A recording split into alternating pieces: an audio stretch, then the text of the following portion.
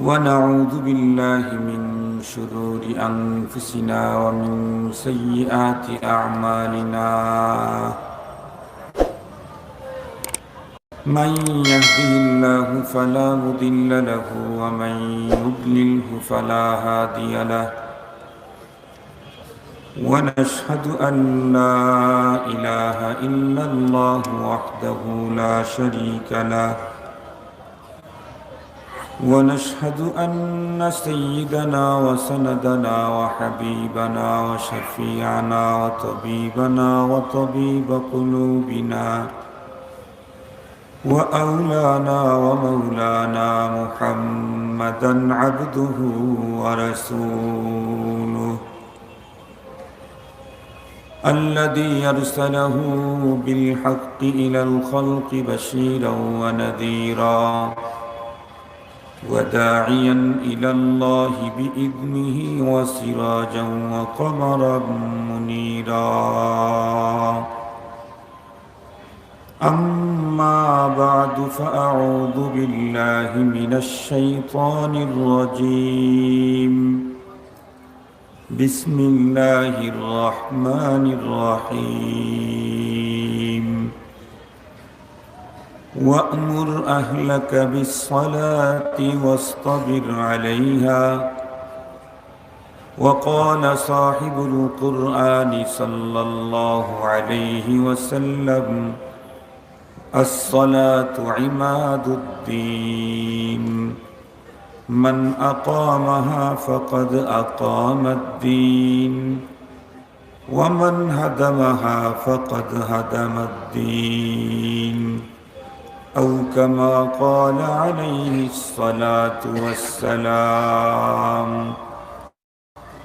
صدق الله مولانا العظيم، وصدق رسوله النبي الأمي الكريم، ونحن على ذلك لمن الشاهدين والشاكرين والذاكرين، والحمد لله رب العالمين.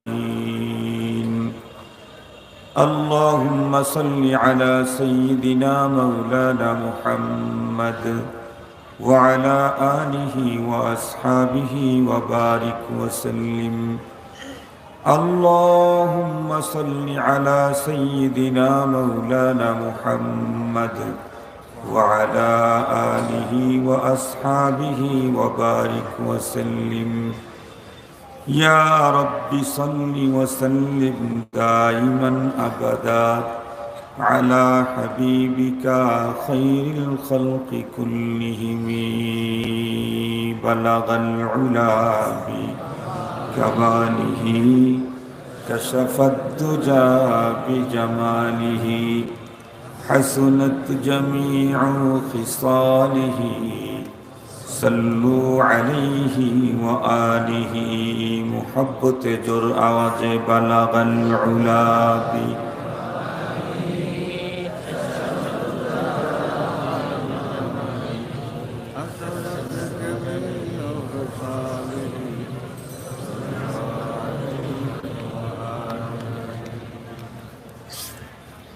মুআজ্জাজ ও মুহতারাম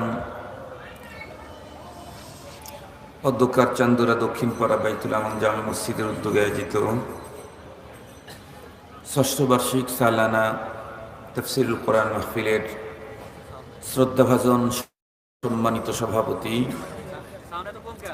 মুআজ্জাজ হযরত বুজুর্গ উলামায়ে কেরাম, বিভিন্ন দ্বীনি মাদারিস থেকে আগত আজিজ তালাবা, বিভিন্ন গ্রাম অঞ্চল এবং দূরদারাজের এরিয়া থেকে সমাগত সম্মানিত সুধী, সর্বপ্রথম আল্লাহ পাকের দরবারে আলিশানে লাখো কোটি শুকর, যে মহান সত্তা আমাদের হায়াতকে দীর্ঘায়িত করে আজকে মুহূর্ত পর্যন্ত সুস্থ সবল রেখে দুনিয়ার হাজারো ঝামেলা থেকে মুক্ত করে দ্বীনের নিসবতে কোরআনে পাকের মুহাব্বতে জান্নাতি আয়োজনে আমাদেরকে হাজিরির সুযোগ দিলেন।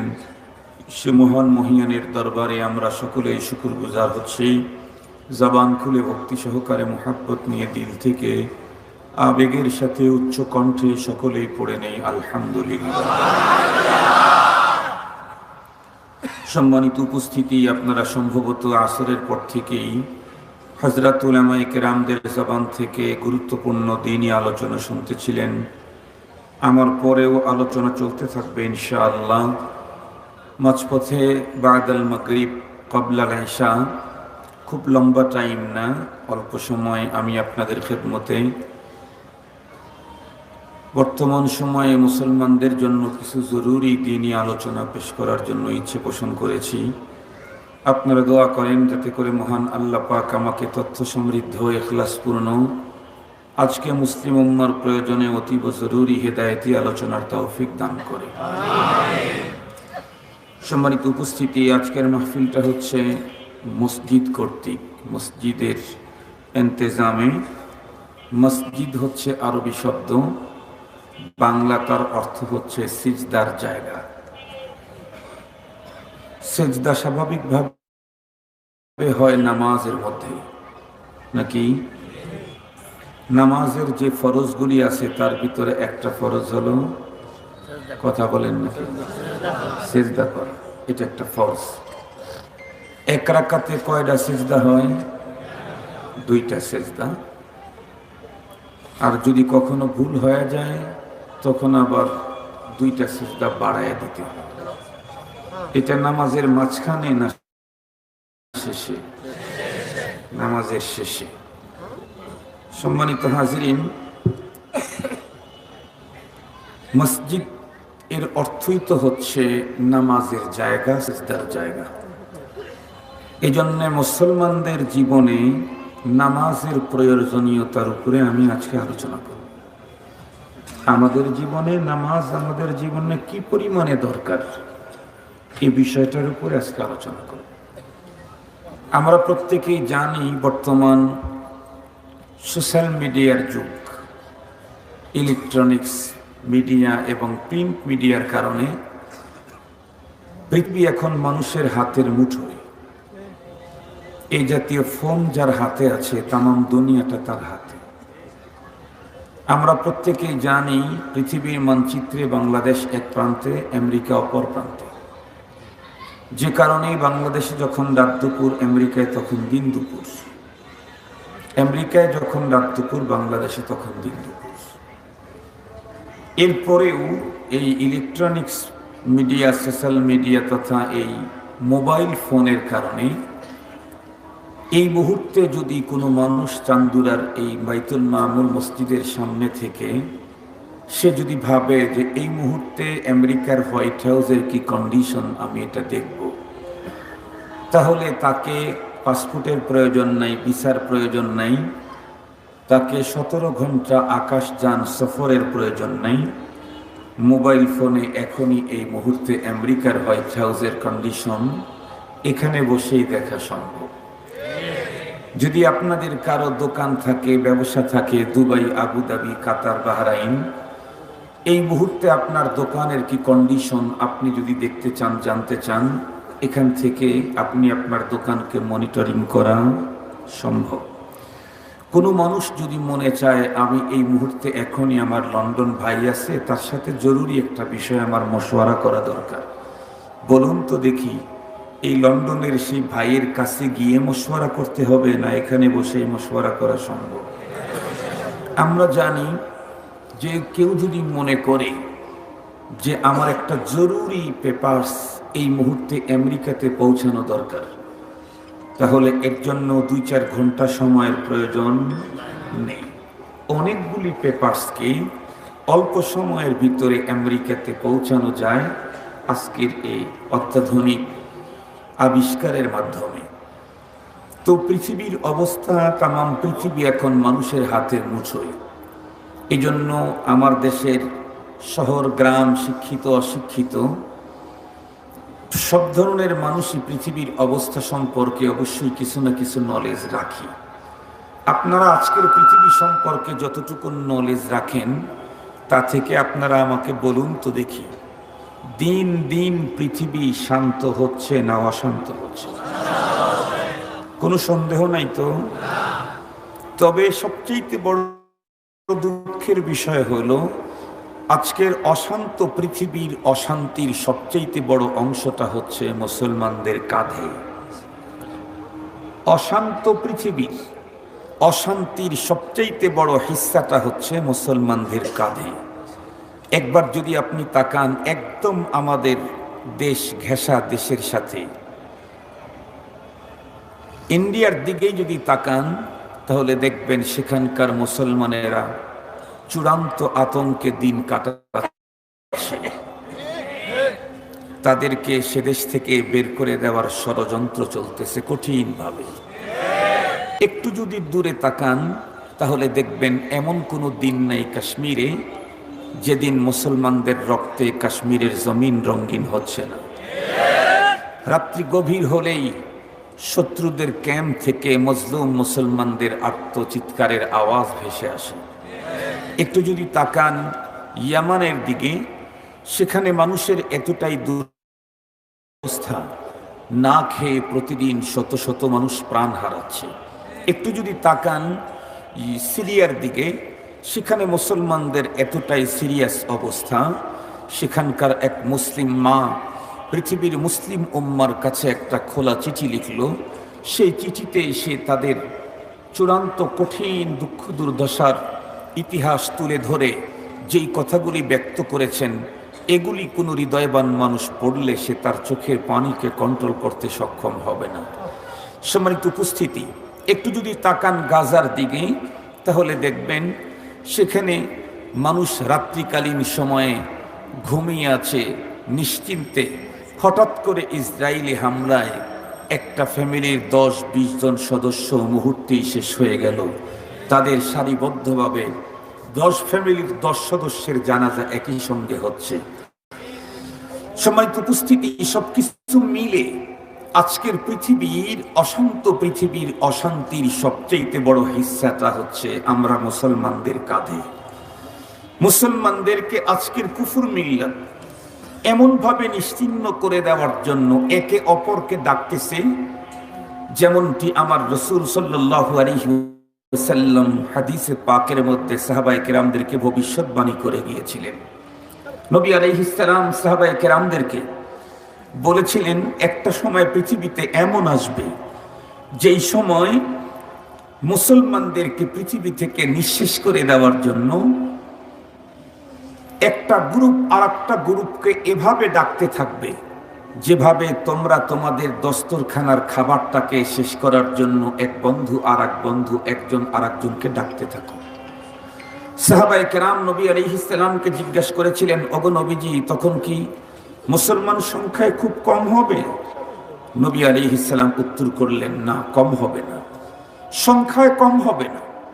আজকের পৃথিবীর জনসংখ্যার জরিপ হলো এই, পৃথিবীতে প্রায় 800 কোটি মানুষ। এই 800 কোটি মানুষের মধ্যে 1/4, 4 ভাগের 1 ভাগ প্রায় মুসলমান। এত অধিক সংখ্যক মুসলমান এই পৃথিবীতে একটা টাইমে অতীতে কখনো ছিল বলে সন্দেহ।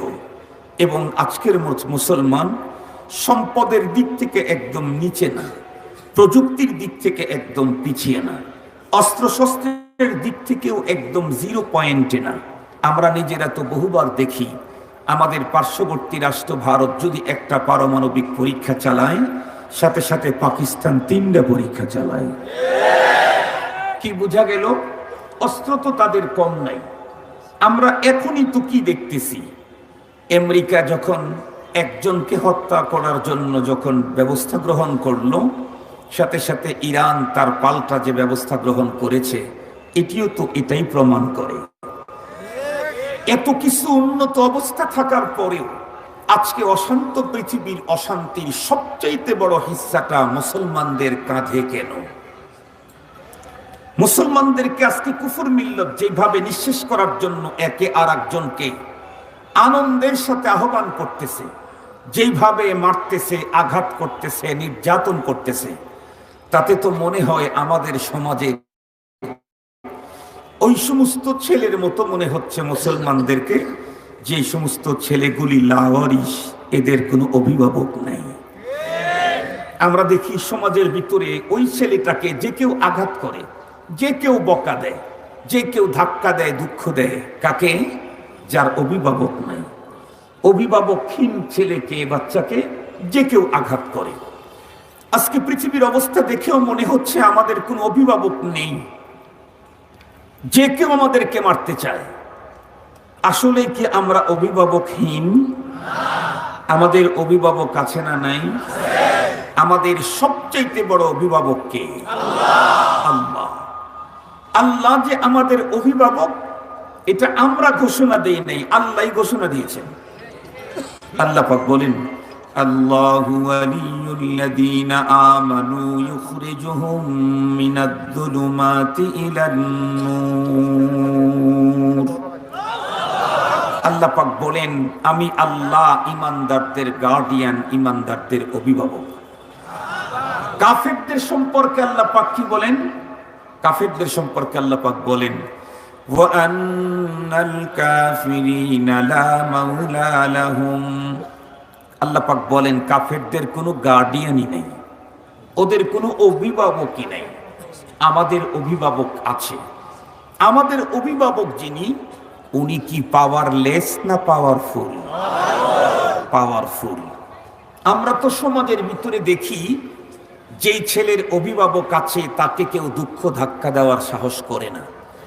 বিশেষ করে অভিভাবক যদি পাওয়ারফুল হয়, ক্ষমতাধর হয়, তাহলে তার অধীনস্থ কোনো ছেলে নাতি নাতনিদের দিকে কোনো মানুষ চোখ রেঙ্গে তাকাবার সাহসও করে না। তো আমাদের অভিভাবক যিনি, আমি জিজ্ঞাসা করতে চাই, উনি কি পাওয়ারলেস? পাওয়ারফুল? এটাও ভুল। পাওয়ার হাউস, সকল ক্ষমতার উৎসই হলেন উনি। তার ক্ষমতা কি পরিমাণ, উনি তার বর্ণনা কোরআনে পাকে দিয়েছেন। আল্লাহ পাক বলেন, ইন্নামা আমরুহু ইযা আরাদা শাইআন আন ইয়াকুলা লাহু কুন ফায়াকুন। এটা আল্লাহ পাকের ক্ষমতা। কাদেরে কুদরত দারি হরচ খাহি আকুনি, জিন্দারা তু জানে বখশি জিন্দারা তু মুরদারা তু জানে বখশি জিন্দারা বে জাকুনি। তরফতুল আইনে জাহা বরহম জানাদ, কসনুমি ইয়ারদ কে আজাদম জানাদ, কসনুমি ইয়ারদ কে আজাদম জানাদ। আল্লাহ পাক বলেন, আমি কোনো কিছু করতে চাইলে কোন বললেই হয়ে যায়। কি বললে কি হয়? আল্লাহ পাক বলেন, তুলিজুল লাইলা ফিন নাহারি ওয়া তুলিজুন নাহারা ফিল লাইল ওয়া তুখরিজুল হাইয়া মিনাল মাইয়িতি ওয়া তুখরিজুল মাইয়িতা মিনাল হাইয়্যি ওয়া তারযুকু মান তাশাউ বিগাইরি হিসাব। আল্লাহ কি করেন এটা বললেন। আল্লাহ বলেন, আমি দিনকে রাত করি, রাতকে দিন করি। আমি দিনকে রাত করি, রাতকে দিন করি। এই ক্ষমতা পৃথিবীর কারো নাই। আমরা অতীতে দেখেছি আমাদের দেশের ক্ষমতাধরেরা দিনকে রাত, রাত রাতকে দিন করার প্ল্যান নিয়েছিল না, শুধু ঘড়ির কাঁটা 1 ঘন্টা আগায় দিয়েছিল। মনে আছে নাকি আপনাদের? দিনকে রাত করতে চায় নাই, রাতকে দিন করতে চায় নাই, শুধু ঘড়ির কাঁটা 1 ঘন্টা আগায় দিয়েছিল। তাতে কোটি কোটি টাকা ব্যয় হয়েছে, তাও আবার রাখতে পারে নাই, আবার ব্যাগে আসতে বাধ্য হয়ে গেছে। এ হলো দুনিয়ার নেতাদের ক্ষমতা। আর আল্লাহ পাক বলেন, আমি রাতকে দিন করি, দিনকে রাত করি, জীবন্তকে মারি, মরাকে জীবন দান করি। যাকে খুশি আমি প্রচুর সম্পদের মালিক বানাই, যাকে খুশি। এর জন্য বুদ্ধি বিদ্যা কোনোটারই দরকার পড়ে না। বুদ্ধিরও দরকার পড়ে না, বিদ্যারও দরকার পড়ে না।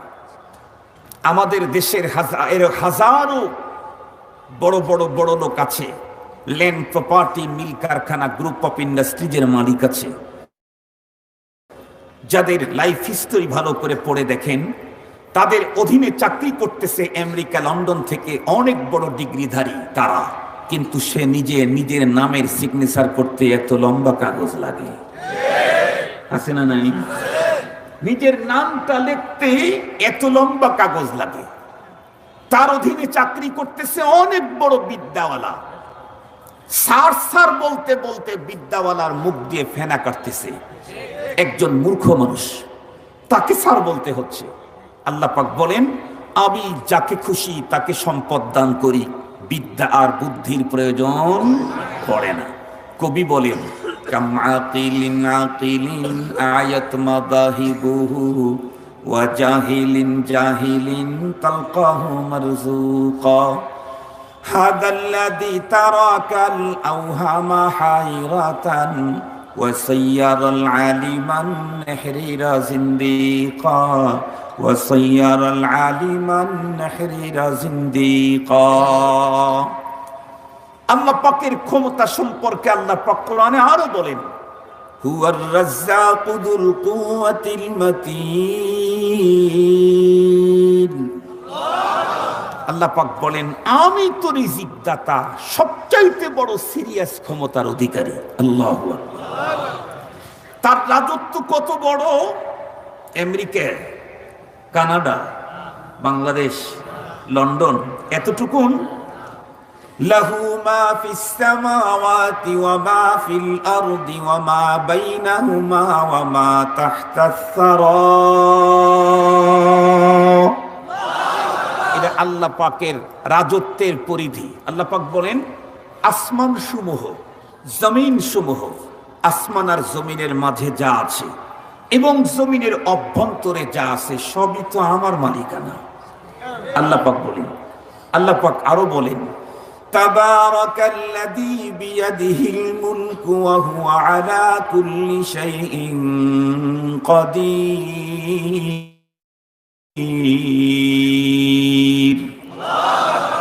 বরকতময় ওই সত্তা যার হাতের ভিতরে টোটাল রাজত্ব, টোটাল যার হাতে। এত বড় ক্ষমতাধর হলেন আমাদের গার্ডিয়ান, আমাদের মুরব্বী, আমাদের অভিভাবক। এরপরেও তাম পৃথিবীতে আমাদের এত করুণ পরিস্থিতি কেন? খুব ভালো করে বুঝবেন কথাটা। এটা বলে তার উত্তর দিয়ে দেব আমার শেষ। লম্বা কথা বলার প্রয়োজন নেই, একটা সাবজেক্ট মাথার ভিতরে নিয়ে যাবেন আজকে। আমাদের মুরব্বী এত বড় শক্তিশালী, সব জায়গাতে তার ক্ষমতা, এরপরেও আমাদের অবস্থা এত জটিল কেন? কারণ আমরা প্রত্যেকেই জানি, সন্তান তার বাবার পাওয়ার ক্ষমতা দেখাইতে চাইলে শুধু বাবার সন্তান হলেই যথেষ্ট হয় না, বাবার সাথে সুসম্পর্ক রাখতে হয়। বাবার হাইফাই গাড়ি আছে, হাইফাই বাড়ি আছে, এগুলি ভোগ করতে চাইলে, এগুলি দখল করতে চাইলে, এগুলি নিয়ে চলতে চাইলে বাবার সাথে সম্পর্ক খারাপ করা লাগে। কি করে লাগে? বাবার সাথে যদি সন্তান সম্পর্ক খারাপ করে, তাহলে ও বাবার যত দামি গাড়ি হোক ছেলের কোনো কাজে আসবে না। বাবার যত হাইফাই বাড়ি হোক, ওই বাড়িতে ছেলে থাকার সুযোগ হবে না। আমাদের গার্ডিয়ান, আমাদের অভিভাবক সবচাইতে বড় ক্ষমতাধর, সকল ক্ষমতার উৎস আসমান জমিনের মালিক রব্বুল আলামিন। এরপরেও তাম দুনিয়াতে আমাদের আজকে করুণ পরিণতির একটাই কারণ, আমাদের অভিভাবকের সাথে আমাদের সম্পর্ক খারাপ। কি পরিমাণে খারাপ! এরপরেও আমার দয়ার আল্লাহ আমাদেরকে এখনো যে ফিরি ফিরি অক্সিজেন দিচ্ছেন, এটা ওনার দয়ার কারণে। এখনো যে আমাকে বাতাস দিচ্ছেন, এটা ওনার দয়ার কারণে। এখনো যে আসমানে সূর্য আর চন্দ্র দিয়ে তাপ আর আলো দিচ্ছেন, এটা ওনার দয়ার কারণে। এখনো যে জমিন থেকে রকমারি খাবার উৎপাদন করে আমাদের রিজিকের ব্যবস্থা করছেন, এটা তার চূড়ান্ত দয়ার কারণে। নাইলে আমরা দুনিয়াতে কি দেখি? পৃথিবীতে সবচেয়ে আপনজন হলো মা আর বাবা। আল্লাহ রসুলের পরে এর চাইতে আপন তো আর কেউ নাই। এরপরেও একজন সন্তান যদি বাবার সাথে প্রথম দিন বেয়াদবি করে, বাবা তখন চোখ রাঙায়। দ্বিতীয় দিন আবার বেয়াদবি করে, বাবা তখন মুখ খুলে বকা দেয়। তৃতীয় দিন যখন আবার বেয়াদবি করে, বাবা তখন হাত উঠায়। চতুর্থ দিন যখন আবার বেয়াদবি করে, বাবা তখন তার সাথে কথা বন্ধ করে দেয়। পঞ্চম দিন যখন আবারও বাবার সাথে বেয়াদবি করে, বাবা তখন তার বাড়ি থেকে সন্তানকে বের করে দেয়। মা এত যে আপন, যে হাজার অপরাধকে গোপন করে বাবাকে জানতে দেয় না। মা এত আপন, বড় ছেলের কাছ থেকে টাকা নেয়, ছোট ছেলেকে চুপ করে দিয়ে দেয়। কথা বলেন না কেন? মা এত আপন। এরপরেও কোনো সন্তান যদি আজকে মার সাথে বেয়াদবি করলো, মা তখন কিছু বললেন না। আগামীকালকে আবার বেয়াদবি করলো, মা তখন অভিমান করলেন। তৃতীয় দিন আবার বেয়াদবি করলো, মা তখন মুখ খুলে কেঁদে ফেললেন। মা তো বকা বেশি দেয় না, মা কাঁদে। চতুর্থ দিন আবারও সন্তান যদি মার সাথে বেয়াদবি করে, তো মা এখন আর সন্তানের সাথে কথা বলতে বলে না, বন্ধ করে দেয়। পঞ্চম দিন আবার বেয়াদবি করলে মা ওই সন্তানের প্লেটে আর খাবার দিতে রাজি নাই। রান্নাটা হয়তো করবে, ওর প্লেটে খাবার উঠায় দিতে বললে কি বলবে? রান্না করে দিয়েছি তাই তো বেশি। ওর মতো সন্তানের প্লেটে আমি খাবার উঠাইয়া দেব না। তাহলে একদিন, 2 দিন, 3 দিন, 4 দিন, 5 দিন পর্যন্ত বাবা আর মার সাথে বেয়াদবি করলে মা ভাত বন্ধ করে দেয়, বাবা ঘর থেকে বের করে দেয়। আমি আপনাদেরকে জিজ্ঞেস করি, বলেন তো দেখি, 1 বছরে কয় দিন? এই 365 দিনের ভিতরে একটা দিন আপনারা এমন বের করতে পারবেন সারা বছরের, যেই দিনের 24 ঘন্টা টাইমে আল্লাহর সাথে একটা নাফরমানিও করি নাই? এরকম একটা দিন আপনারা বের করতে পারবেন? 365 দিনের মাত্র একটা দিন এমন বের করেন যেই দিনের 24 ঘন্টায় কোনো গুনাহ হয় নাই। না চোখের গুনাহ, না কানের গুনাহ, না মুখের গুনাহ, না অন্তরের গুনাহ, একটাও হয় নাই। এরকমের একটা দিন মনে হয় আমরা কেউ বের করতে, হয় কবিরা গুনাহ হয়েছে, না হয় সগীরা গুনার তো কোনো ক্ষমাই নাই। সগীরা গুনাহ তো হচ্ছেই হচ্ছে, ডজন ডজন। বাবার সাথে 5 দিন লাগাতার বেয়াদবি করলে বাবা ঘর থেকে বের করে দিল। আল্লাহর সাথে 365 দিনের 365 দিন বেয়াদবি হচ্ছে। এরপরেও মুয়াজ্জিন যখন আজান দিল, হাইয়া আলাস সালাহ, আমি যখন ওযু করে মসজিদের দিকে ঢুকতে চাই, মসজিদটা কার ঘর? আল্লাহ কি কাউকে পর্যন্ত ঘাট ধরে তার ঘর থেকে বের করে দিয়েছে? আল্লাহর কত দয়া। বাবার সাথে উপর্যুপরি 5 দিন বেয়াদবি করলে বাবা তার ঘরে ঢুকতে দেয় না। আসমানের মালিকের সাথে কত বেয়াদবি করলাম, এরপরেও আজারের পরে ঘরে ঢুকতে চাইলে আল্লাহ কাউকে কখনো তার ঘর থেকে গাদ ধরে বের করে দেয় নাই। বরং আমরা তো এত বড় সিরিয়াস অপরাধী, সাংঘাতিক জালেম এবং জাহেল, মালিকের সাথে অপরাধ করে সেই অপরাধের বস্তুগুলি নিজের শরীরের সাথে লাগায়া মালিকের ঘরে ঢুকি। ঘুষের টাকা পকেটে করে মসজিদে যাওয়ার মতো মুসল্লি আমাদের দেশে নাই। সুদের টাকা পকেটে করে মসজিদে ঢোকার মতো মুসল্লি আমাদের দেশে নাই। বনের ন্যায্য হিস্সা থেকে বঞ্চিত করে সেই জায়গায় ঘর বানিয়ে প্রতি মাসে সেখানকার টাকা দিয়ে নিজে খায়, সেই টাকা দিয়ে জামা বানিয়ে আল্লাহর নাফরমানি করে ওই জামা গায়ে দিয়ে আল্লাহর ঘরে ঢোকার মানুষ নাই। সম্মানিত হাজিরিন, এরপরেও আল্লাহ পাক আমাকে ঘাট ধরে বের করে দেন না। আমার আল্লাহর কত বড় দয়া। শুধুই কি ঘাট ধরে বের করে দেন না, আহা ও যুবক ভাই, আমার আল্লাহ যে আমাদের প্রতি কি পরিমাণ মায়া, এটা আসলে আমরা বুঝি না। তাই তো মালিকের কাছে তার কুদরতের পায়ে সেজদা দেই না। একটু আজকে কিছু শোনো, আমার মতো অপরাধী সারা বৎসরে 365 দিন, একটা দিন এমন গেল না যেই দিনে সকাল থেকে সন্ধ্যা পর্যন্ত 24 ঘন্টা সময়ের ভিতরে মালিকের সঙ্গে একটা নাফরমানিও করলাম না। এমনকি মালিকের সঙ্গে নাফরমানি করে সেই নাফরমানির চিহ্ন নিজের শরীরের ভিতরে বহন করে তার ঘরের ভিতরে ঢুকলাম। মালিক তো আমাদেরকে তার ঘর থেকে ধাক্কা দিয়ে বের করে দিলেন না, বরং করলেন কি, অনেকে তো এমন আছে সারা সপ্তাহের ভিতরে একদিনও বন্ধুরা আমার নামাজ পড়তে যায় নাই আল্লাহর ঘরে, কিন্তু জুমাবার যখন মুয়াজ্জিন আজান দিল, তখন বন্ধুরা আমার 7 দিন পরে আল্লাহর সঙ্গে দেখা করার জন্য মসজিদের ভিতরে যখন ঢোকা শুরু করলো, আল্লাহ পাক ওকেও ঘাট ধরে বের করে দিলেন না, বরং আজানের সঙ্গে সঙ্গে আল্লাহ পাক ফেরেশতা একজনকে তার ঘরের দরজায় দাঁড় করায় রাখলেন। তাকে অর্ডার করলেন, দেখো আমার ঘরের এই দরজা দিয়ে কে কে ঢোকে তাদের নামের লিস্টগুলা তুমি আমাকে দাও, কারণ আমি আমার এই বান্দাদেরকে পরপারের জীবনে পুরস্কৃত করব। কেমন মালিক আমার! মার সঙ্গে 5 দিন উপর্যুপরি বেয়াদবি করছি, মা আমার প্লেটে ভাত দিতে রাজি নাই, খাবার দিতে রাজি নাই। মালিকের সঙ্গে এত বেয়াদবি করলাম, 7 দিনের ভিতরে প্রতিদিন 5 বার করে মালিকের ঘরে গিয়ে মালিকের কুদরতের পায়ে লুটে পড়ার কথা ছিল, তাও করলাম না। 7 দিন পরে যখন ঢুকতে গেলাম, তখন বন্ধুরা আমার আমাকে তো বাধা দিলেনই না, বরং আমার নামটাকে লিস্ট করার জন্য ফেরেশতা সেখানে দাঁড় করায় রাখলেন। আমার নামটা লিস্ট করে পরপরে শাস্তি দিবেন নাকি আমাকে পুরস্কৃত করবে? আল্লাহু আকবার কাবীরা। এ কেমন দয়ার মালিক! মুসলমান ভাইরা রে আমার, 2 দিন 3 দিন 5 দিন বাবার সঙ্গে বেয়াদবি করলে বাবা কথাই বলতে চায় না। চাচা ফুবারার সঙ্গে করে যদি কোনো সন্তানকে তার বাবার কাছে নিয়ে আসা হয়, বাবা তখন ছেলের দিক থেকে চেহারা অন্যদিকে ঘুরায় নেয়।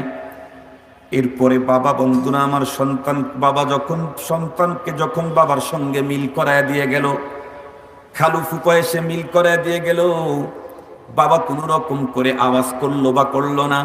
এরপরে আমি অপরাধী সন্তান যখন বাবার সামনে যায় 10টা কথা বলি, বাবা একটারও উত্তর দিতে চায় না। সারাক্ষণ কথা বলার পরে শেষে গিয়ে এমন ভাষায় উত্তর দিল যেই শব্দগুলি আমার শোনা যায় আর যায় না। কিন্তু আমার রব কত বড় দয়াবান!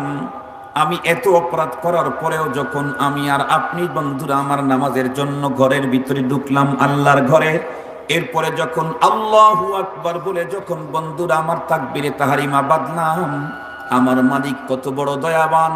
ওনার মতো আসমান জমিন কুল কায়নাতের স্রষ্টা, আমার মতো ক্ষুদ্রতম একটা সৃষ্টি, তারপরেও চূড়ান্ত অপরাধী, আমার দিকে আল্লাহ পাক তার পূর্ণ মনোনিবেশ দিয়ে দিলেন। আল্লাহু আকবার বললাম তো মালিক তার পূর্ণ মনোনিবেশ আমার দিকে দিয়ে দিলেন। কিভাবে মনোনিবেশ দিলেন ভালো করে বুঝবেন। সহিহ হাদিসের বর্ণনায় এসেছে, আল্লাহু আকবার বলার পরে আমরা নারী আর পুরুষ নামাজি সূরাতুল ফাতিহা যখন পড়া শুরু করলাম, আমরা যখন পড়ি আলহামদুলিল্লাহি রাব্বিল আলামিন, আমার আল্লাহ নিজ কানে আমার তিলাওয়াত গুরুত্বের সাথে শ্রবণ করলেন, সাথে সাথে আমাকে উত্তর ফিরায় দিলেন, উত্তর দিলেন হামিদানি আব্দি। এরপরে আমি যখন পড়লাম আর রহমানির রহিম, আল্লাহ পাক আমার এই তেলাওয়াতটাও গুরুত্বের সাথে শ্রবণ করলেন, সাথে সাথে এই কথার উত্তর আমাকে দিয়ে দিলেন আসনা আলাইয়া আব্দি। এরপরে আমি যখন পড়লাম মালিকি ইয়াউমিদ্দিন, এটাও আমার আল্লাহ পাক গুরুত্বের সাথে শ্রবণ করলেন, সাথে সাথে আমাকে উত্তর ফিরায় দিলেন মাজ্জাদানি আবদি। এরপরে আমি যখন পড়লাম ইয়াকা না'বুদ, এরপরে আমি যখন পড়লাম ইয়াকা না'বুদু ওয়া ইয়াকা নাস্তাঈন, 3 আয়াত তেলাওয়াত করার পরে 4র্থ নম্বর আয়াত তেলাওয়াত করতেই আল্লাহ পাক আমার প্রতি এই পরিমাণে খুশি হয়ে গেলেন। এখন উনি আমাকে ডেকে বললেন, হাদা মা বাইনি ওয়া বাইনা আবদি ওয়া লিআবদি মা সাআল। আল্লাহু আকবার বলেন। আরবি বলেছি তাই বুঝেন নাই, এজন্য আল্লাহু আকবার বলাইতে হলো। ও মুসলমান, আল্লাহ পাক ইয়াকা না'বুদু ওয়া ইয়াকা নাস্তাঈন বলতেই আমাকে কি বলেছেন, এটার তর্জমা যদি আমরা বুঝতাম, তাহলে বন্ধুরা আমার আপনাদেরকে আল্লাহু আকবার বলেন এ কথা বলার প্রয়োজন হতো না। আমরা যখন বললাম ইয়াকা না'বুদ, আয় আল্লাহ আমরা তোমারই ইবাদত করি, ওয়া ইয়্যাকা নাস্তাঈন, এবং তোমার কাছেই সহযোগিতা চাই। এতটুক পড়তেই আমার আল্লাহ তখন আমাকে ডেকে বললেন, ও আমার বান্দা, ও আমার বান্দা, তুই যেই আয়াতে কারিমা তেলাওয়াত করলি, এই আয়াতে কারিমার অর্ধেক আমি নিলাম আর অর্ধেক তোদেরকে দিয়ে দিলাম। তুই আমাকে তেলাওয়াত শুনাইলি, এই আয়াতের অর্ধেক আমি আমার জন্য রাখলাম, অর্ধেক তোকে দিলাম। শুধু এতটুকুন বলেই ক্ষান্ত হলেন না আমার রব। আমার রব আরো বলে দিলেন, ওয়ালি আব্দি মা সাআল, ও বান্দা, আমি তোর প্রতি এতটাই সন্তুষ্ট হয়ে গেলাম, এখন তুই যা চাবি তাই পাবি। আল্লাহু আকবার। ওয়ালি আব্দি মা সাআল, এখন তুই যা চাবি তাই পাবি। বড় মজার দুইটা নোকতা বয়ান করে তারপরে সামনের দিকে অগ্রসর হতে চাই। সহিহ হাদিসের বর্ণনায় এসেছে, সূরাতুল ফাতিহাকে রব্বুল আলামিন দুই ভাগে বিভক্ত করে এক ভাগ আল্লাহ পাক নিজের জন্য রেখেছেন, আর এক ভাগ আল্লাহ বান্দাদের জন্য দিয়েছেন। আপনারা বলুন তো দেখি, সূরাতুল ফাতিহার আয়াত সংখ্যা কতগুলি? 7টা। 7 আয়াতকে যদি 50-50 একদম সমান সমান নেসফ নেসফ দুই ভাগ বিভক্ত করা হয়, তাহলে এক ভাগে কয় আয়াত মিলবে? 3.5 আয়াত। একটা মজার হিকমতের কথা বলি। আল্লাহ পাক যে এই সূরাটা তৈরি করার পরে অর্ধেক নিজের জন্য রাখবেন আর অর্ধেক বান্দাকে দিবেন, এটা তো আল্লাহ পাকের আগের থেকেই প্ল্যান, নাকি বলেন? আগের থেকেই প্ল্যান। তাহলে আল্লাহ পাক ইচ্ছা করলে তো 6 আয়াত দিয়ে বানাইতে পারতেন এই সূরাটা, তাহলে সমান সমান 3 আয়াত 3 আয়াত হতো। অথবা 8 আয়াত দিয়ে সূরাটা বানাইতে পারতেন, তাহলে সমান সমান 4 আয়াত 4 আয়াত হতো। তাহলে আর ভাঙ্গা চূড়ার দরকার ছিল না। ভাঙ্গা চূড়াটা কেমন না? ভাঙ্গা চূড়ার দরকার ছিল না। আল্লাহ পাক 6 আয়াত দিয়ে বানালেন না, 8 আয়াত দিয়েও বানালেন না, আল্লাহ পাক বানাইলেন 7 আয়াত দিয়ে। আচ্ছা ঠিক আছে, 7 আয়াত দিয়ে বানিয়েছেন, ভালো। কিন্তু আল্লাহ ইচ্ছা করলে তো 4 আয়াত বান্দাকে আদর করে দিয়ে দিতে পারতেন, যে বান্দা তোদের জন্য 4 আয়াত রাখলাম, আমার জন্য অর্ধেক কম নিলাম, একটা কম নিলাম, আমার জন্য 3 আয়াত রাখলাম। তাহলে তো এক্সেস মোহাব্বত বোঝা যেত।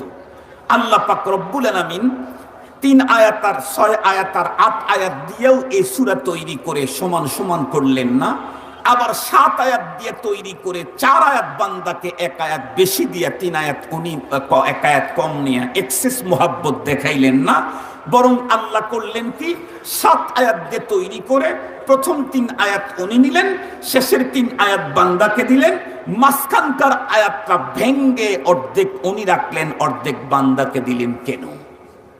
এই কথাটা বুঝতে চাইলে একটা মিসাল বুঝতে হবে। মনে করেন একটা ছেলে মেয়ে, ওদের বিয়ে হয়েছে। আমাদের দেশে কিন্তু একটা সময় বিয়ে শাদী হওয়ার সিস্টেম ছিল এক রকমের, এখন কিন্তু পাল্টে গেছে। কথা বলেন না কেন? এখানে ওই যে দাড়ি পাকা যারা আছে মুরব্বী, তাদের জিজ্ঞেস করে দেখেন, ওনারা যে বিয়ে শাদী করছেন, অনেকে আছে স্ত্রীকে বিয়ের আগে দেখি নাই, আব্বা ঠিক করে নিয়ে আসতে, দাদা ঠিক করে নিয়ে আসতে, খালু দেখে নিয়ে আসতে। শরীয়তে জায়েজ না না জায়েজ সেটা আমি বলি নাই, সিস্টেম ছিল তাই বলতেছি। তাহলে দাদা, খালু, বড়মা, ফুপু, খালাম্মা ওনারা নিয়ে আসছে, এনারা এটাই গ্রহণ করে নিয়েছে। কি দেখি আমরা? ওই দাদা, খালু, মামা যারা নিয়ে আসছে, এদেরকে যে বিয়ে হয়েছে, এদেরটা আর যায় না, এই একটা দিয়েই হায়াত কেটে যায়। বর্তমান সিস্টেম, দাদা, খালু আর নানাদের দেখার টাইম নাই। কথা বলেন না কেন? এখন ওরা চয়েস করে, ওরা বুঝেন তো, ওরা চয়েস করে। ভালো কথা, তোমরা চয়েস করছো, এটা ভালো। তো তোমরা চয়েস করলা, তাতে আবার 1.5 মাস পরে আবার অ্যাসিড মারে। কথা বলেন না কেন? ওরা চয়েস করে, 1.5 মাস পরে আবার অ্যাসিড মারে। কেরে তেরে কি চয়েস করলি তুই? তুমি চয়েস করছো, তাহলে আবার 2 মাস পরে কেরোসিন দিলে আগুন লাগাও কে? তোমরা চয়েস করছো, তাহলে আবার ব্রিফকেসের ভিতরে পাওয়া যায় কে? তোমরাই তো চয়েস করছো, তাহলে ড্রেনের ভিতরে পড়ে থাকো কে? তাহলে বুঝা গেল তোমার চয়েস ভালো না। ঠিক বললাম তো? মনে করেন ওরাই চয়েস করছে, মুরব্বীরা চয়েস নাই করলো, ওরা চয়েস করছে দুইজন দুইজনকে, খুব অনেক আগের থেকে চয়েস। এরপরে আল্লাহ পাকের মেহেরবানিতে বিয়ে হয়ে গেছে, ঝামেলা শেষ। এখন ঝামেলা এতু মন কষাকষি, মান অভিমান স্বামী স্ত্রীর হয় না? হয় না? কিন্তু এর জন্য একটা সময় লাগে না? প্রথম কিন্তু মন কষাকষি নেই, প্রথম 2-4 দিন মজা, স্বাদ, ভালোবাসা, ভালো লাগা, আনন্দ, উল্লাস এগুলাই থাকে। তো স্বামী প্রথম সাক্ষাতের পরে দ্বিতীয় রাত্রে ও জেনে ফেলছে যে স্ত্রী সবচাইতে বেশি চয়েস করে কি খাবারের মধ্যে। তো স্ত্রী সবচাইতে বেশি চয়েসফুল হলো তার নীলকান্ডি, সাংঘাতিক চয়েস। এটা শুনছে, পরের দিন যুবক করছে কি, 6টা নীলকান্ডি কিনছে, কিনে বাসার ভিতরে, ঘরের ভিতরে রাত্রেবেলায় ঢুকে বেগমকে বলতেছে, বেগম তোমার সবচাইতে চয়েসেবল খাবার আমি নিয়ে আসছি। কি? নীলকান্ডি। ও তো ওটার পাগল, দাও না আমাকে। তো ঠিক আছে, 6টা নিয়ে আসছি, 3টা তোমার, 3টা আমার, মোহাব্বত সাওয়া সাওয়া। কথা বলেন না কেন? 50-50 মোহাব্বত না, সমান সমান মোহাব্বত, আমার জন্য যা তার জন্য তা। পরের দিন করছে কি, পরের দিন আবার 7টা কিনে নিয়ে আসছে, বাসার ভিতরে ঢুকে বলতেছে, বেগম আজকেও নিয়ে আসছি। কি? নীলকান্ডি। আরে দেরি করো না, দাও না। তো আজকে ও নিজে 3টা নিয়েছে, 4টা স্ত্রীকে দিয়েছে। আজকে মোহাব্বত সাকসেস না এক্সেস? আজকে মোহাব্বত সাওয়া সাওয়া না, 50-50 না, আরো এক্সেস। 4টা তারে দিছে, 3টে সে নিয়ে নিজে খেয়েছে। তৃতীয় দিন আবার 7টা খরিদ করছে। 7টা খরিদ করে এসে বলতেছে যে আজকে আবারও নিয়ে আসছি আর এক কোম্পানির। আয় মজা, এটা অন্যরকমের, অন্য কোম্পানির সবচাইতে দামিটা নিয়ে আসছি, খুব বেশি মজা। স্ত্রী বলতেছে, আরে দাও না। তো আজকে কিন্তু 7টা কিনছি। ভালো করছো, আমারে কয়টা দিবা, দাও। তো স্বামী তখন স্ত্রীকে 3টে দিল, এই 3টে তুমি নাও। আর সে নিজে 3টে নিল, নিয়ে দুইজন মজা করে খেলো। বাকি রইল কয়টা? এই একটা আজকে স্ত্রীর হাতে না দিয়া প্যাকেটটা টান দিয়ে খুলে স্বামী কামড় দিয়ে অর্ধেক নিজে খেয়ে আর অর্ধেক স্ত্রীকে দিল। বলেন তো দেখি, 3 দিনের ভিতরে সবচাইতে বেশি মোহাব্বত প্রদর্শিত হলো কোন দিন? আরো জোরে বলেন, আবার বলেন। তৃতীয় দিন, তাই না? সর্বাধিক মোহাব্বত প্রমাণিত হয়েছে। কেন? একটা জিনিস টোটাল একজনকে দিয়ে দেওয়া সহজ, কোনোটা ভেঙ্গে সেখানে আরেকজনকে শেয়ার করা এটা অনেক কঠিন, অনেক কঠিন। আল্লাহ পাক সূরাতুল ফাতিহাকে 7 আয়াত দিয়ে তৈরি করে 3টা নিজের জন্য রেখে 3টা বান্দাকে দিয়ে মাঝখানকার আয়াতটা নিয়ে আল্লাহ বললেন, ও বান্দা, এর অর্ধেক আমি নিলাম আর অর্ধেক তোমাকে দিলাম, তোমার প্রতি আমার চূড়ান্ত ভালোবাসা। ভেঙ্গে অর্ধেক আমি দিলাম, অর্ধেক তোমাকে দিলাম। মুসলমান ভাইরা রে, আমার কথাগুলা দিল দিয়ে বুঝবেন। আমি যখন শুধুমাত্র কেবলমাত্র 3 আয়াতে আল্লাহ পাকের প্রশংসা করলাম, আলহামদুলিল্লাহি রাব্বিল আলামিন আর রহমানির রহিম মালিকি ইয়াউমিদ্দিন, 3 আয়াতে প্রশংসা করলাম। 4 নম্বর আয়াতে যখন বললাম ইয়াকা না'বুদু ওয়া ইয়াকা নাস্তাঈন, আল্লাহ পাক রব্বুল আলামিন তখন আমার প্রতি এই পরিমাণে সন্তুষ্ট হলেন। উনি শুধুমাত্র কেবলমাত্র অর্ধেকটা ভেঙ্গে আমাকে দিলেন, উনি নিলেন তাই না, বরং উনি তখন আমাকে বললেন, ও বান্দা, আমি তোর প্রতি চূড়ান্ত খুশি, এখন তুই যা চাবি তাই পেয়ে যাবি। এই কথা বলার পরে আল্লাহ পাক কি চাবো এটা আমাদের উপরে ছেড়ে দেন নাই, কি চাবো সেটাও শিখায় দিলেন আমার আল্লাহ। কি চাইতে হবে তাও আমার আল্লাহ আমাকে বলে দিলেন, তুই চা। ইহদিনাস সিরাতাল মুস্তাকিম সিরাতাল্লাযীনা আন'আমতা আলাইহিম গায়রিল মাগদুবি আলাইহিম ওয়ালাদ-দাল্লিন। আল্লাহ পাক নিজেই বললেন, তুই যা চাবি তাই পাবি। এ কথা বলার পরে আল্লাহ পাক আবার চাওয়ার বিষয়টা আমাকে শিখিয়ে দিলেন। কেন? এখানেও আল্লাহ পাক তার চূড়ান্ত ভালোবাসা মোহাব্বত আমাদের জন্য মুজাহারা করেছেন। কথাটা বুঝতে চাইলে একটা মিসাল দিলে তাহলে বুঝবেন, নাইলে বুঝবেন না। মনে করেন আপনাদের এই আসনের একজন এমপি তো অবশ্যই আছে, ওই এমপি মহোদয়ের কাছে বন্ধুরা আমার বাইরের কোনো একটা ফান্ডের কোটি কোটি ডলার চলে আসছে এবং এমপি কে বন্ধুরা আমার বৈধ পন্থায় তাকে পাওয়ার দেওয়া হয়েছে, উনি যে কোনো দুস্থ অসহায়দেরকে 5,000 কোটি টাকা একজনকেই দিতে পারবে। এই মতো অবস্থায় বন্ধুরা আমার এমপি মহোদয়ের একদম কাছের একজন লোক সে এসে বলল, এমপি সাহেব আমার তো দিন কাটে না, রাত্রি যায় না, শুনলাম প্রচুর পরিমাণে ডলার আসছে আপনার কাছে, যে কোনো ব্যক্তিকেই দিতে পারবেন, সরকারি আইনে কোনো বাধা নাই, এজন্যই আসছে। তো আপনি একটা ডিও লেটার যদি আমাকে দিতেন, আমি ওইটার উপরে কিছু আবেদন করলে আমি পেয়ে যেতাম। ডাক বন্ধুরা আমার এমপি মহোদয়ের ওই লোকটা যদি একদম কাছের হয়, আপন হয়, তাহলে একদম সাদা ডিও লেটারের উপরে এই সিগনেচার দিতে তার কোনো আপত্তি থাকবে? কিন্তু ওই লোকের সঙ্গে যদি এমপির সম্পর্ক খারাপ হয়, সাদা ডিও লেটারের উপরে সিগনেচার দেওয়ার প্রশ্নই তো ওঠে না, লেখে নিয়ে গেলেও 1000টা ভুল ধরা পড়বে। সাদাটার উপরে সিগনেচার লেখে নিয়ে গেলে তো 40,000 ভুল ধরবে, লেখে নিয়ে গেলেও 40,000 ভুল। এমপি সাহেবের কাছে যখন এক লোক গিয়ে কথা বলল, এমপি বলল, ঠিক আছে ডিও লেটারটা দে।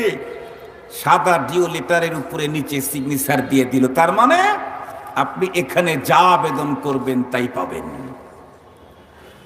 কিন্তু আপনাকে এটা দিয়েই এমপি সাহেব চিন্তা করলো, আমার এই লোকটা তো একটু বোকা টাইপের, ও তো ইচ্ছা করলে 5,000 কোটি পর্যন্ত নিতে পারবে, লেখলেই পাবে, কিন্তু তো 5,000 কোটি লেখার সাহসই করবে না। ও হয়তো 500-5,000 টাকা এখানে লিখে দিবে, তাহলে ডিও লেটারটাই নষ্ট হয়ে গেল। এই জন্য আবার ডাক্তার বলতেছে, কুদ্দুসের বাপ এদিকে আয়। তো যখন কাছে আসছে তখন লিখে দিল, লেখছস কিছু? না ভাই লিখি নেই, দে আমি নিজেই লিখে দিই। লিখে দিল 5,000 কোটি। আল্লাহু আকবার বললেন না? যে এই এমপি তার ওই আপনজনকে কি পরিমাণ মহব্বত করে তাহলে বুঝেন। সাদা ডিও লেটারের উপরে সিগনেচার দিয়েছে, এটা চূড়ান্ত মহব্বত। এরপরে আবার দেখছে যে ও ভয়ে হয়তো অল্প লেখলে আর লস হবে, লস যাতে না হয় এজন্য এমপি নিজ হাতেই লিখে দিলেন। এটা সর্বোচ্চ মহব্বত। আল্লাহ পাক সূরাতুল ফাতিহাতে ইয়্যাকা না'বুদু ওয়া ইয়্যাকা নাস্তাইন পর্যন্ত পড়তেই আমাকে তো বলে দিলেন, এখন তুই যা চাবি তাই পাবি। এই কথা বলার পরে আল্লাহ পাক এরপরে কি চাইতে হবে এটাও উনি লিখে দিলেন, আমাকে বলার উপরে রাখলেন না। কেন? আমি যদি চাই, আমি যেমন ছোট আমার চাওয়াও ছোট, তাহলে আমার লস হয়ে যাবে। আমার যাতে লস না হয় এজন্য আল্লাহ পাক চাওয়াইলেন। কি চাওয়াইলেন এটা পরে বুঝাই, তার আগে একটা মিশাল দিই। মনে করেন আমার ঘরে 5-6টা ছেলে মেয়ে আছে। আমারই ছেলে মেয়ে সবচাইতে ছোট, এলাকায় কোনো মাদ্রাসার মাহফিল, অনেক দোকানপাট আসছে। বলেন তো দেখি, ছেলে পেলেরা কি টাকা পয়সা চাবে না? চাবে। কিন্তু এই 6 জনের চাওয়া কি একরকমের না? ছোটটা আসবে, বড়টা যখন বলবে, একটু বড়টা 2 নাম্বারেরটা যখন বলল, আব্বু আমাকে টাকা দেন, 100 টাকা দেন, 50টা টাকা দেন, এই কথা বলতে যখন আসতেছে, ছোটটাও পিছনে পিছনে আসতেছে। আসার পরে ছোটটার চাহিদা কত? 5 থেকে 10 টাকা। কিন্তু টাকাটা হতে হবে চকচকা। ঠিক বললাম না? ঠিক। টাকা 100 দরকার নাই, 500 দরকার নাই, টাকা 5 অথবা 10 আলহামদুলিল্লাহ। কিন্তু টাকা হতে হবে ব্যাংক নোট, চকচকা কচকচা টাকা হতে হবে। কেন? ও অ্যামাউন্টের মর্যাদা বোঝে না, ও উপরের ডাসিনে, ও ভিতর বোঝে না। ওর চাইতে একটু যে বড়, ও খানিকটা বুঝে। এই জন্য ওর চাহিদা হলো 50 থেকে 100 টাকা। তবে সে টাকা আবার নর্মাল টাকা দিলে নিবে না, কসকসা চকচকা টাকায় দিতে হবে। কেন? ও ওর চাইতে একটু ভালো, বেশি বোঝে। এর চাইতে বড় যে, ও চকচকা দরকার নাই, আমার 1000 টাকা দেন, চকচকা দরকারই নেই ওর। কেন? ও বুঝে যে চকচকার 4 পয়সার দাম নাই। চকচকার কোনো দাম আছে নাকি? চকচকার 4 পয়সার দাম নাই। এটা দৃষ্টিনন্দন, দেখতেই শুধু একটি মজা, আর কোনো ফায়দা নাই। এই জন্য বলবো আমারে চকচকা দিতে হবে না, আমার 1000 টাকা দিতে হবে আব্বু। ওর চাইতে একটু বড় ইউনিভার্সিটিতে পড়ে, ওর চাহিদা হলো 5,000। শুধুই কি 5,000? তো ওকে 5,000 টাকা দিতে লেগে যখন দেখতেছি 1,000 টাকা একটা সিরা, ও তখন আমার দিকে হাত আগায় দেয়, বলে আব্বা ওই টাকা আমারে দেন, আপনি চালাইতে পারবেন না। বলে না কথা বলেন। আমি ওর আব্বু, আমি চালাইতে পারবো না, ও আমার পোলা, ও চালাই দিবে। বুঝেন কি বোঝা? বুঝে ওইটা আপনি চালাইতে পারবেন না, ওইটা আমারে দিয়ে দেন। ও বার্ষিকীতে পড়ে তো ওটা খুব বোঝে। আর একটা লন্ডনে পড়ে, ওর চাহিদা হলো 50,000 টাকা। এই সবগুলাই আমার ছেলে, কিন্তু যে যত ছোট তার চাওয়াও তত ছোট। আমরা তো আল্লাহর বান্দা হইলে কি হবে? আল্লাহ বলেন ইন্নাহু কানা যালুমান জাহুলা। একদিক থেকে আমরা জালেম, অপর দিক থেকে আমরা জাহেল। আল্লাহ বলেছেন, আল্লাহ যদি ছেড়ে দিতেন যে তোরা যা চাবি তাই পাবি, যা খুশি তাই চা, তাহলে আমরা কি চাইতাম? আল্লাহ গাড়ি দাও, আল্লাহ বাড়ি দাও, আল্লাহ ফ্যাক্টরি দাও, আল্লাহ ব্যবসা দাও, আল্লাহ এমপিগিরি দাও, আল্লাহ মন্ত্রীগিরি দাও, আল্লাহ প্রাইম মিনিস্টার বানাও, আল্লাহ নেতা বানাও। এগুলা আমরা চাইতাম। অথচ এগুলার এই চকচকা জিনিসের 4 পয়সার দাম না। লাউ কানাতিদ দুনিয়া ইনদাল্লাহি তাদিলু জানাহা বাউদা মা সাকা কাফির আও কামা ক্বালা আলাইহিস সালাতু ওয়াস সালাম। নবীজি বলেন, এই পৃথিবী এবং পৃথিবীর মধ্যে যা আছে সবগুলা যদি আল্লাহ পাকের কাছে একটা মাছির পাখার সমতুল্য মূল্য যদি হতো, পৃথিবীর একজন কাফেরকে আল্লাহ এক ঢোক পানিও পান করতে দিতেন না। 4 পয়সার দাম নাই। কুল্লু মান আলাইহা ফান। মুসলমান ভাইরা রে আমার, খুব ভালো করে বুঝবেন, আল্লাহ পাক রব্বুল আলামিন সূরাতুল ফাতিহার 4 নম্বর আয়াত তেলাওয়াত করতেই তো বললেন, বান্দা তুই এখন যা চাবি তাই পাবি। এটা বলার পরেই তো আল্লাহ দেখলেন আমার বান্দা যেমন ছোট, ও চাইবেও তেমন ছোট। আমার উস্তাদ শেখুল হাদিস আল্লামা আজিজুল হক রহমাতুল্লাহি আলাইহি উনি বলতেন, বাবা বাংলাদেশের এক প্রান্ত থেকে অপর প্রান্ত পর্যন্ত মানুষদেরকে ধর্মের বিষয়ে জ্ঞান দেওয়ার জন্য ছুটে বেড়াইলাম। লক্ষ লক্ষ মানুষ আমাদের জীবনে এসে আমাদের কাছে দোয়া চাইল, কিন্তু কেউ দোয়া চায় ছেলের পরীক্ষার ভিতরে রেজাল্ট ভালো করে, মেয়ে যেন বড় শিক্ষিতা হয়, তার জন্য যেন একটা ভালো বিবাহের ব্যবস্থা হয়ে যায়। কেউ বা দোয়া চায় ব্যবসার ভিতরে যেন তারাক্কি হয়, ডেভেলপ হয়। কেউ বা দোয়া চায় সুস্থতার সঙ্গে যেন আল্লাহ পাক তাকে রাখে। কেউ বা গাড়ির দোয়া চায়, কেউ বা বাড়ির দোয়া চায়। এই জাতীয় দোয়াই সারা জীবন শুধুমাত্র মানুষ আমাদের কাছে চাইলো। একজন মানুষ তো এমন পাইলাম না যেই লোকটা বলল, হুজুর দোয়া করেন আল্লাহ যেন সিরাতে মুস্তাকিমের উপরে, হেদায়েতের উপরে চালায়। শেখুল হাদিস সাহেব হুজুর বলেন, এই দোয়াটা কাউকেই বলতে চাইতে দেখলাম না। অথচ হেদায়েতের দোয়া মানুষের জন্য কত প্রয়োজন, যেই দোয়া ছাড়া নামাজের 1 রাকাতও আল্লাহর দরবারে গ্রহণ হবে না। হেদায়েতের দোয়া ছাড়া নামাজের 1 রাকাতও আল্লাহর দরবারে গ্রহণ হবে না। খুব ভালো করে মনে রাখবেন, নামাজ পড়তে গেলে প্রতি রাকাতের ভিতরে সূরা ফাতিহা পড়া সুন্নত না নফল না ওয়াজিব? আরো একটু জোরে বলেন, সুন্নত নফল না ওয়াজিব? তাহলে নামাজের মতো ইবাদত গ্রহণ করতে চাইলে সূরাতুল ফাতিহা ছাড়া 1 রাকাত হবে না। সূরাতুল ফাতিহা পড়তে চাইলে ইহদিনাস সিরাতাল মুস্তাকিমের এই আয়াত বাদ দিয়ে কখনো বন্ধুরা আমার সূরা ফাতিহা হবে না। আল্লাহ পাক বন্ধুরা আমার এত বড় দামি জিনিস আমাদেরকে শিখিয়ে দিলেন। গাড়ি চাস না রে বান্দা, বাড়ি চাস না রে বান্দা, তুই বড় পাওয়ার আর চেয়ার চাস না, তুই আমার কাছে চাই ইহদিনাস সিরাতাল মুস্তাকিম। আয় আল্লাহ, তুমি আমাকে সঠিক পথে চালাও। সঠিক পথ কোনটা তাও আল্লাহ পাক শিখিয়ে দিলেন, সিরাতাল্লাযীনা আন'আমতা আলাইহিম, ওই সমস্ত মানুষের পথে আমাদেরকে চালাও। আয় আল্লাহ, যাদেরকে তুমি পুরস্কৃত করেছো, আল্লাহ তুমি যাদেরকে পুরস্কৃত করেছো তাদের পথে আমাদেরকে চালাও। আল্লাহ পাক দুনিয়ার কাদেরকে পুরস্কৃত করেছেন? আল্লাহ পাকের কোরআনে আল্লাহ আরেক জায়গায় বলেছেন, উলাইকাল্লাযীনা আন'আমাল্লাহ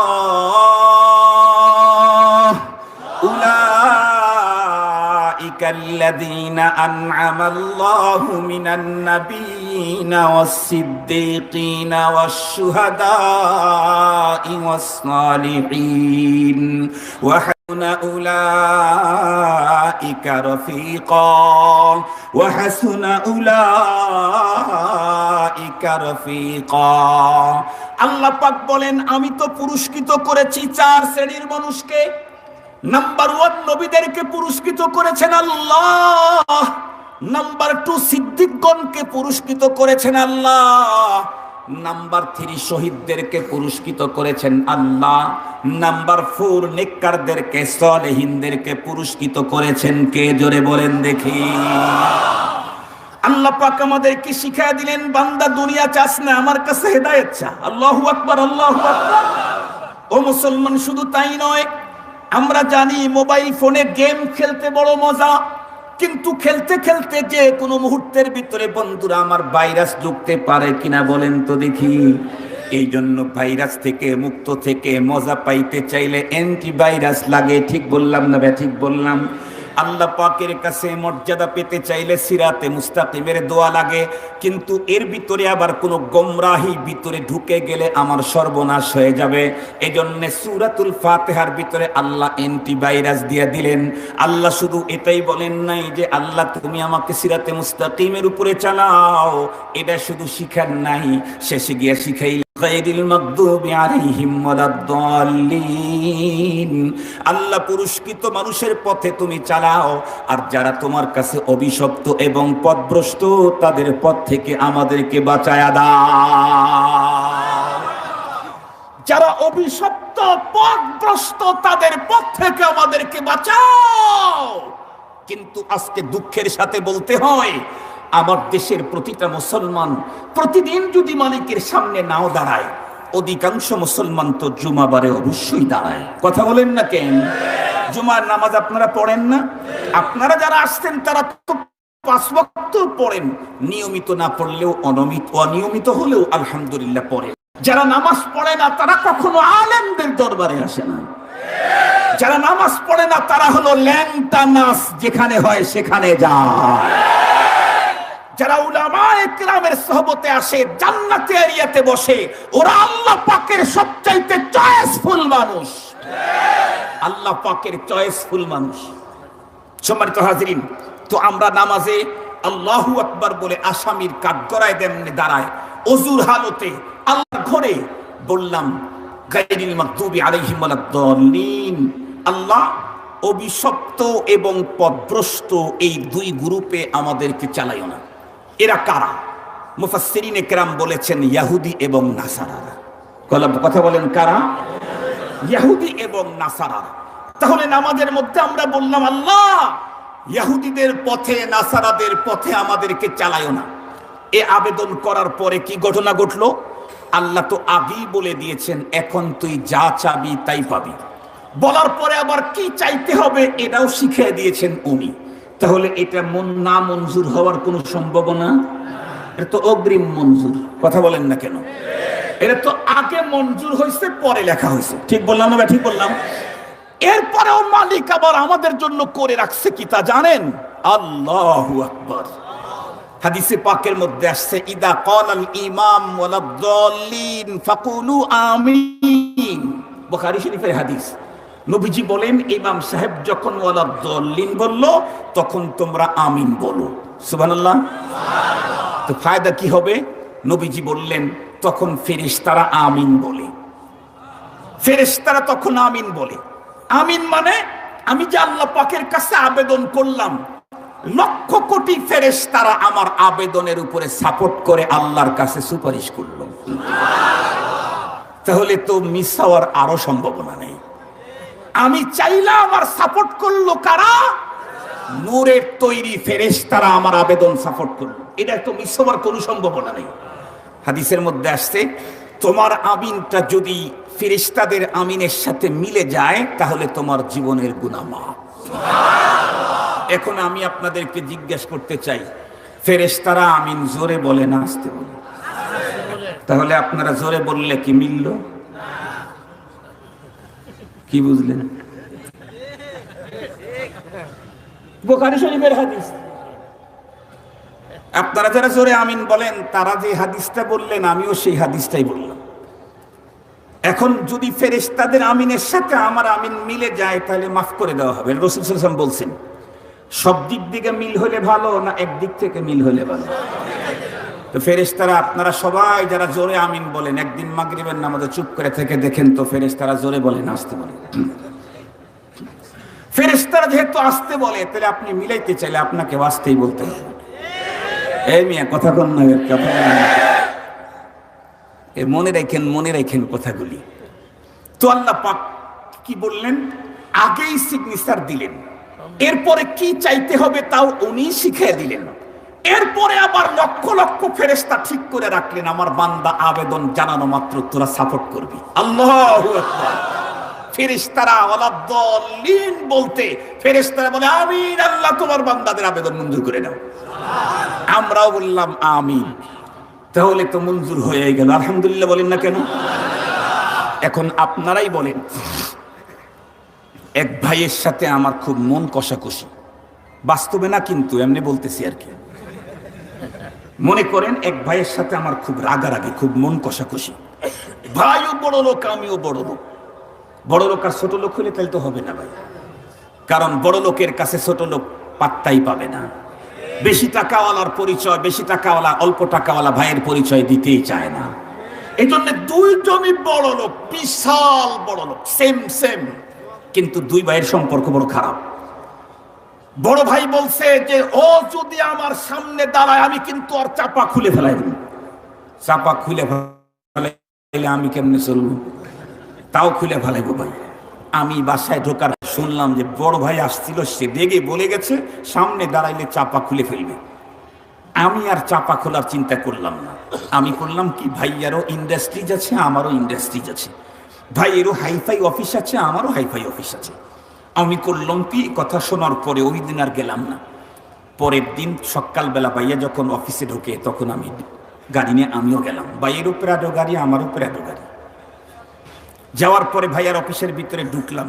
ঢোকার পরে ভাই একবার দরজা খোলা দেখে আওয়াজে আমার দিকে তাকাইলো। তাকাবার পরে যে রাগে ক্রোধে যে মাথা নিচের দিকে দিল, এখন সামনে যে অফিসার আছে এদের দিকেও তাকায় না, রাগের চোটে আমার দিকে তো তাকাই না। সামনে যে অফিসার আছে এদের দিকেও তাকায় না। আমি ওই কর্নারে এক জায়গায় দাঁড়ায় থাকলাম আধা ঘন্টা। ভাই কিছু বললেন না, আমিও আধা ঘন্টা পরে চলে এলাম। দুপুরের পরে যখন ভাইয়া আবার গেছে অফিসে, আমি আবারও ঢুকলাম। ভাই তখন দরজা খোলা দেখে বুঝলো যে ওই শয়তানটা আসতে আবার। ভাই রাগে শয়তান বলবো না মরে, এই আমার দিকে তাকাইলই না। আমি আবারও আধা ঘন্টা দাঁড়ায় থাকলাম। আসরের নামাজের পরে আমি জানি ভাই বন্ধুদেরকে নিয়ে সে কেক কুক খায়, এই জন্য আমি কফি টফি খাই। আমিও ঢুকলাম। ভাইয়া আমাকে কিচ্ছু দিল না, আমি থাকলাম। এই অবস্থায় এক সপ্তাহ চলে গেল।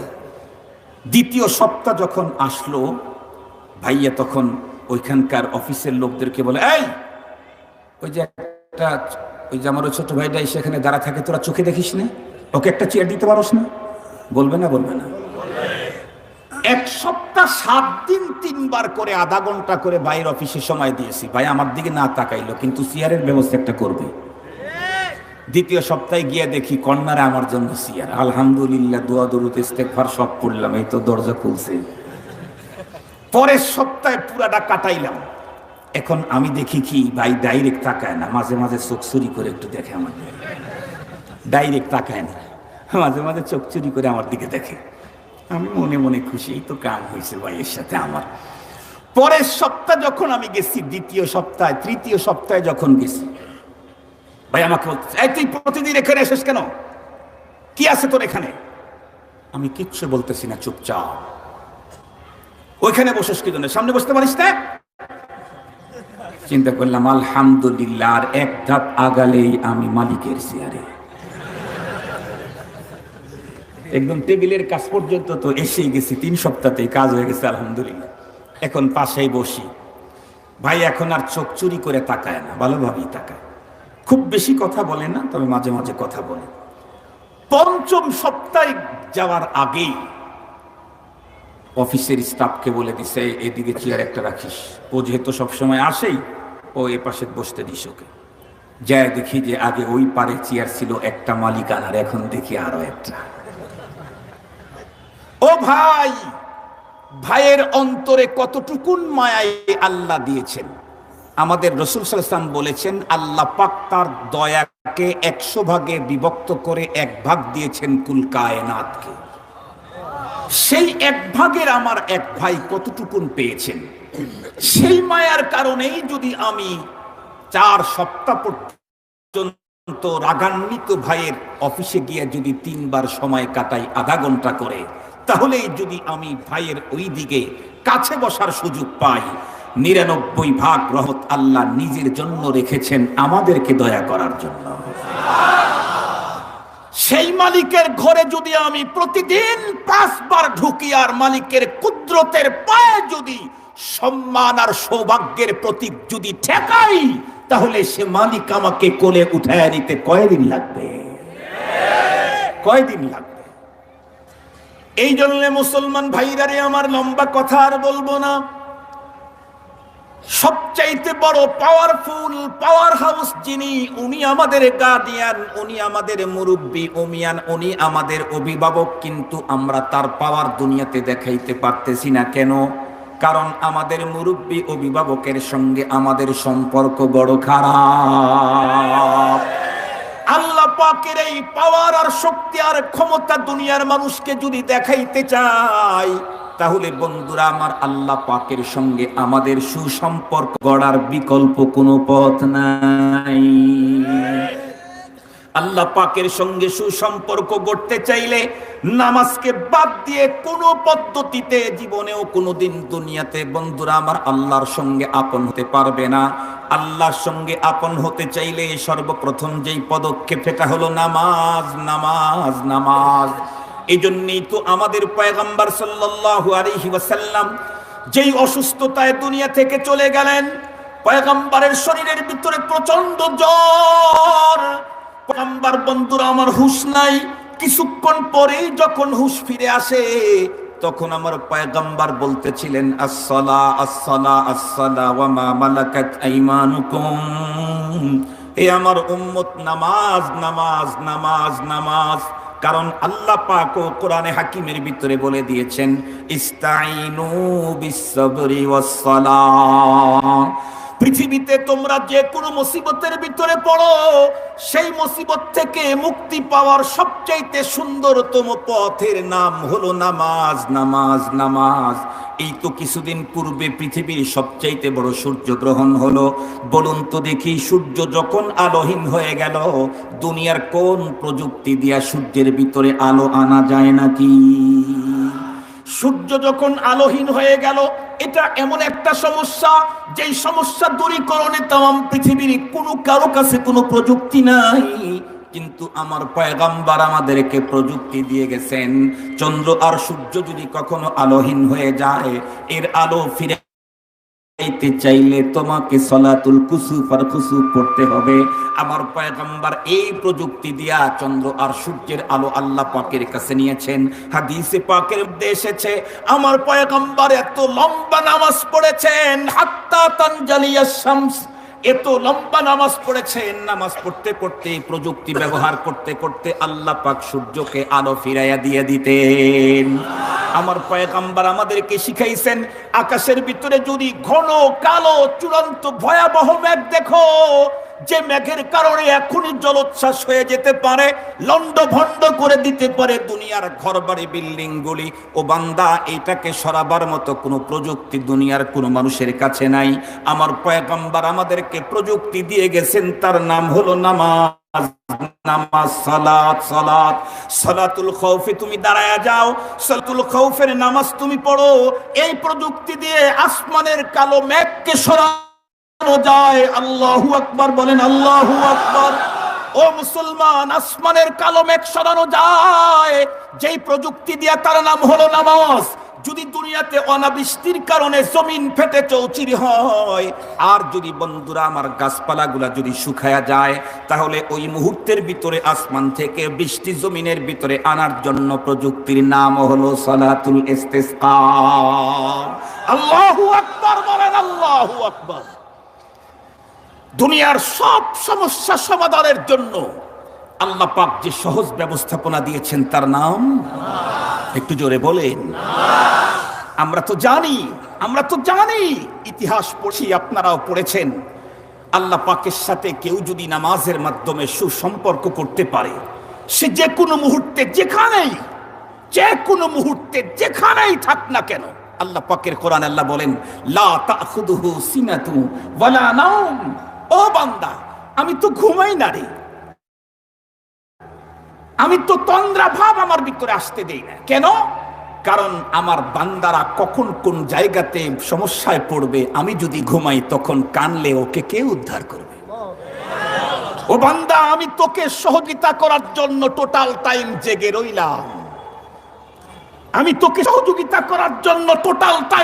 রইলাম, আর তুই না বুঝে আমার সাথে দেখা করতে আমার ঘরে আসলি না। মুসলমান ভাইরা রে, আমার একটা কথা বলেই শেষ করে দিচ্ছি। চট্টগ্রামের রাঙ্গুনিয়া ওই এলাকাতে একজন বিশিষ্ট বুজুর্গ ছিলেন, কারি ওবাইদুল্লাহ সাহেব রহমাতুল্লাহ আলাইহির আব্বা জান মেহেরুল্লাহ সাহেব রহমাতুল্লাহ আলাই। অনেক বড় বুজুর্গ ছিলেন। ওনার নামে একটা মাদ্রাসা আছে, জামিয়া মেহেরিয়া মাদ্রাসা। থেকে যখন চট্টগ্রাম শহরের দিকে যাচ্ছিলাম, পথের ভিতরে একটা বড় ব্রিজ দেখতে পেলাম, এরপরে চুনকালি লাগানো। ওই এলাকার একজন নেতাকে ডেকে বললাম, ভাই ব্রিজটা মনে হয় অল্প দিনের। উনি উত্তর করলেন, না হুজুর, অল্প দিনের না, এই ব্রিজটা করেছেন কর্নেল ওলি যখন যোগাযোগ মন্ত্রী ছিলেন। আমি বললাম, তাহলে তো অনেক দিন আগের ব্রিজ। এরপরে উনি আমাকে শুনাইলেন, হুজুর, এই ব্রিজের এপারে লক্ষ লক্ষ মানুষ বছর বছর বছর বছর ধরে বড় কষ্টের ভিতরে ছিল, কখনোই এই জায়গাতে ব্রিজ হয় না। কিন্তু কর্নেল ওলি যখন যোগাযোগ মন্ত্রী হলেন, ওনার সঙ্গে এই পার্শ্বের এক বাড়ির ভদ্রলোকের সঙ্গে গভীর সম্পর্ক হওয়ার কারণে, একটা লোকের কারণে কয়েক কোটি টাকার ব্রিজের বাজেট হয়ে গেছে। ও মুসলমান, আজকে তাম দুনিয়াতে প্রায় 200 কোটি মুসলমান। আমাদের চোখের কান্নার কারণে আসমান থেকে জমিনে ফেরেশতা কাতারে কাতারে আসে না। অথচ বন্ধুরা আমার, আমাদের বাংলাদেশের সিলেটের শাহজালাল, সিলেটে বন্ধুরা আমার বুরহানুদ্দিন নামে একজন বুজুর্গ ছিলেন, শেখ বুরহানুদ্দিন। একজন মানুষের চোখের কান্নার কারণে আল্লাহ পাক রব্বুল আলামিন জমিনের ভিতরে ফেরেশতা পাঠায়া দেয়। কোরআনে পাক খুলে দেখেন, এটা নতুন কিছু না, এই পদ্ধতি বন্ধ হয়। কিয়ামত পর্যন্ত আল্লাহ তার বান্দাদেরকে সহযোগিতা করার জন্য রিজার্ভ ফেরেশতা রেখে দিয়েছেন।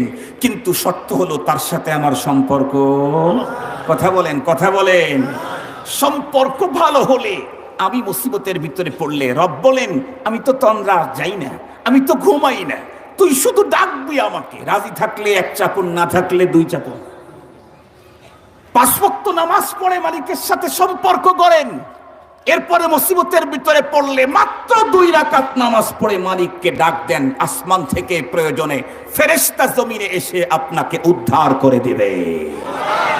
আল্লাহ পাক আমাদের সকলকে এই মসজিদ আল্লাহর সাথে সম্পর্ক গড়ার বড় কেন্দ্র। কথা বলেন না কেন? আল্লাহর ঘর, এই ঘরের সাথে আল্লাহর ঘরের সাথে আমাদেরকে গভীর সম্পর্ক বজায় রাখার তৌফিক দান করুক। ওয়া আখিরু দাওয়ানা আলহামদুলিল্লাহি রাব্বিল আলামিন। আসসালামু আলাইকুম ওয়া রাহমাতুল্লাহ।